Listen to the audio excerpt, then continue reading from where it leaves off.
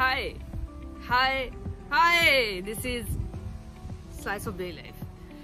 So, কিছুদিন আগে আমি আমার এখানকার একটা ফ্রেন্ডের সাথে দেখা করতে গিয়েছিলাম।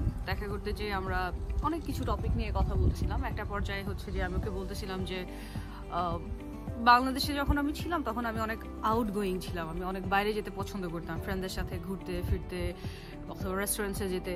বাট এখানে আসার পর আমার যেটা ফিল হচ্ছে সেটা হচ্ছে যে আমার এখন আর বাইরে যেতে ইচ্ছা করে না। I rather prefer staying at my place. আমি টানা 2 দিন 3 দিন পর্যন্ত নিজের বাসায় বসে আছি, বাইরে যাচ্ছি না। একদম ইউনিভার্সিটি গেলে ইউনিভার্সিটি যাচ্ছি, বাসায় থাকলে বাসায় থাকছি।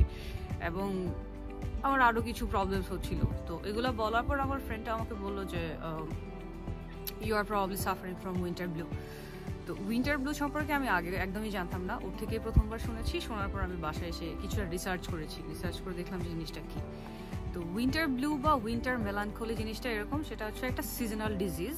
It's not a very big deal, but then again it can be very big deal যদি টেক কেয়ার করা না হয় আর কি। সেটা হচ্ছে যে আপনি যখন একটা শীতের দেশে আসেন বা থাকেন, তখন যেটা হয় কন্টিনিউয়াসলি আপনি বাইরে সান অনেক কম দেখতেছেন, রাত অনেক বড় হয়, 14-15 অথবা 16-17 ঘন্টা পর্যন্ত আপনি রাত দেখতেছেন। ডার্কনেস থাকার কারণে যেটা হয়, এটা আপনার মেন্টাল হেলথে অনেক এফেক্ট ফেলে।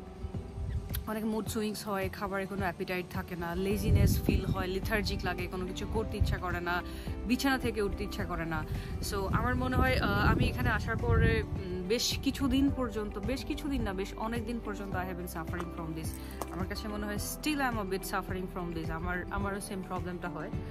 শুরুতে আমি আসলে বুঝতেছিলাম না যে আসলে কেন এরকম হচ্ছে।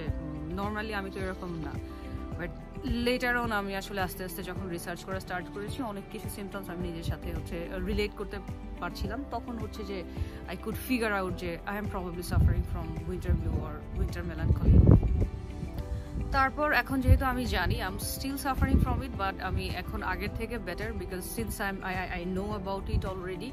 আমি চেষ্টা করি এখন একটু কষ্ট করে হলেও, জোর করে হলেও নিজেকে একটু বাইরে বের করে নিয়ে যাওয়া, একটু ওয়াকে বের হওয়া। যেমন আজকেও বেশ ঠান্ডা, ক্রেজি বাতাস বাইরে।